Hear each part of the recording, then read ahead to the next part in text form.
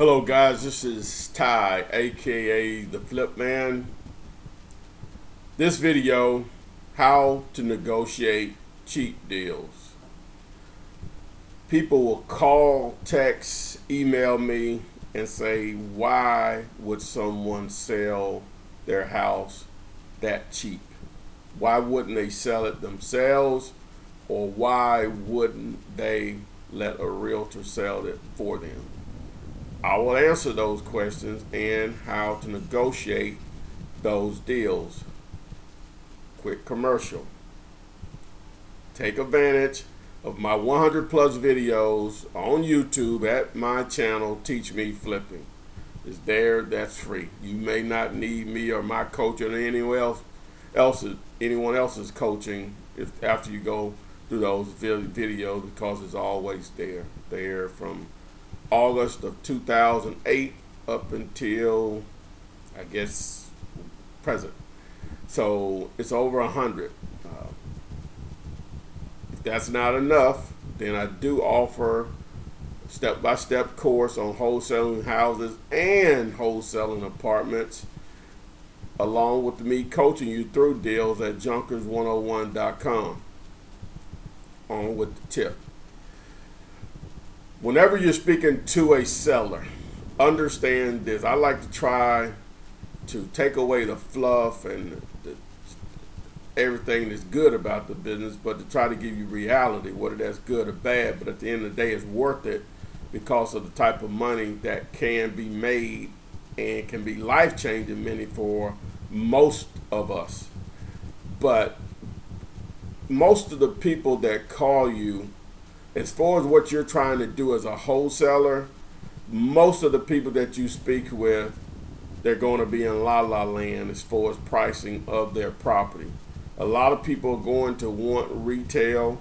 Some will be just outside of the number that you need to make it work, and then obviously you're going to have those that work.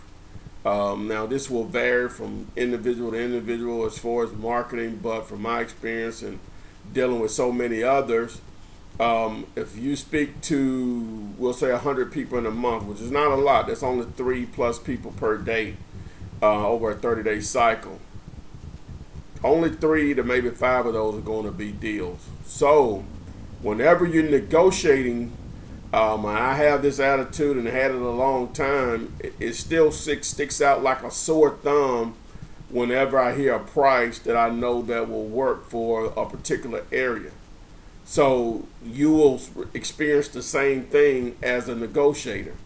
So, but as far as the negotiating, by nature, I'm not a hardline guy that just keep hassling people about pricing. That's not me. I actually admire people that can and that are from birth salespeople, or from whatever their upbringing was. They know only means when they hear the word no, or a price that they can't work with, that only means that obviously this person didn't understand what I was saying to them and I need to say it another way. I respect that a great deal. But my process, I like to share it with my students, and I've shared it in other videos, but my process is to try to take the frustration out of it, because everyone is not born or have those skills that they develop to be able to convince people to do what they want them to do. And that's basically all sales is.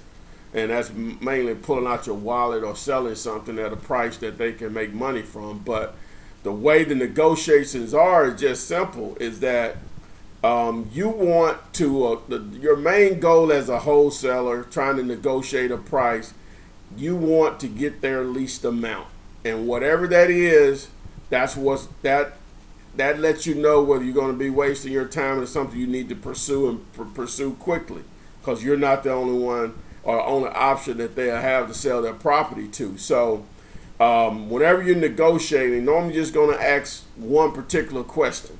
Okay, and then once that question is asked, they give you a price. Now sometimes, and I'm going to say probably 50% of the time, people don't want to give you a price. Seems like in certain markets that's even higher than that. So that's fine.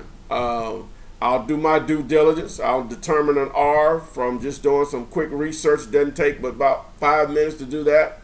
And I'll call them back either that day or the next day with my students. I like to discuss it with them, and I'll tell them what to offer. But just for the sake of this video, if you're not a student, once you do your due diligence to determine the ARV, meaning what the house will appraise for in excellent condition. That's all an appraiser will do. They'll compare other properties in that, normally within a mile radius, within a certain number of months of recent sales of similar size. So they call their comparable sales, or comps as we like to call it. Once I determine that, which another name for it is ARV, after repair value, then I'll know what to offer. And I have just a simple rule of thumb. If say my ARV is $70,000, okay, and I know in my market a $70,000 house, I already know what I need to get it for anyway.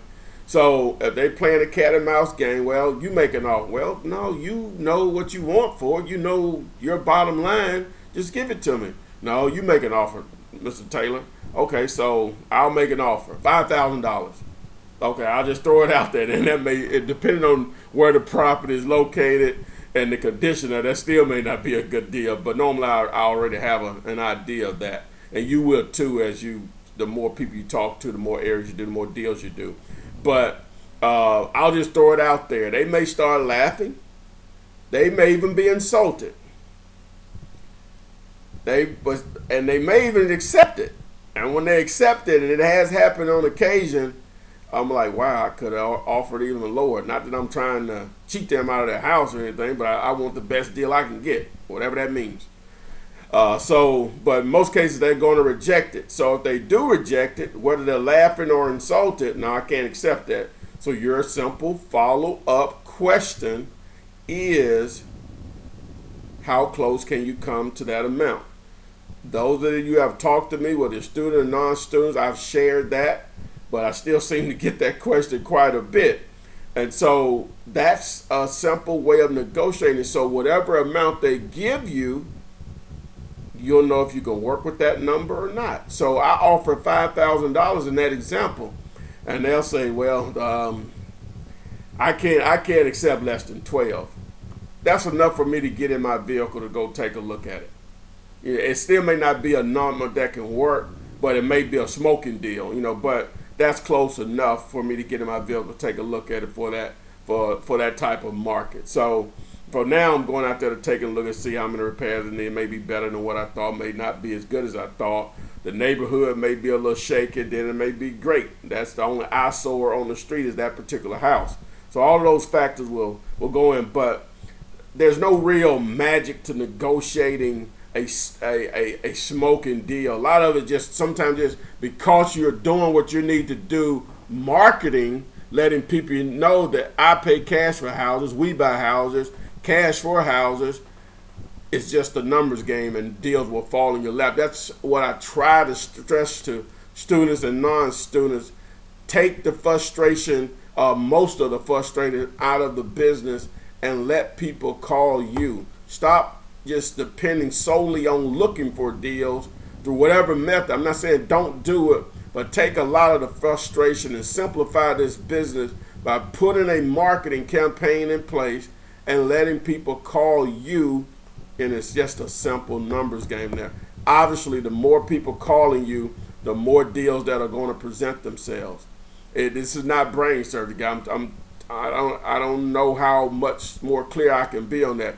If Walmart, $1 trillion company, if they feel it necessary to send you flyers, do commercials, radio commercials, internet, if they feel it necessary to advertise as a company that probably could exist for years without sending out any more advertisements, what do you think you need to do as a small business owner, someone starting out?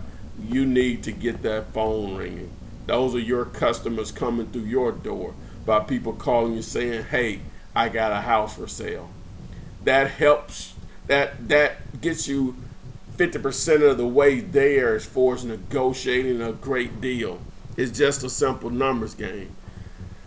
I hope this helps. Take action. There's no reason to wait. This market, it is back. Real estate is back. B-A-C-K. It's booming. I don't know of a market. I talk to people all over the country. Deals are being done everywhere.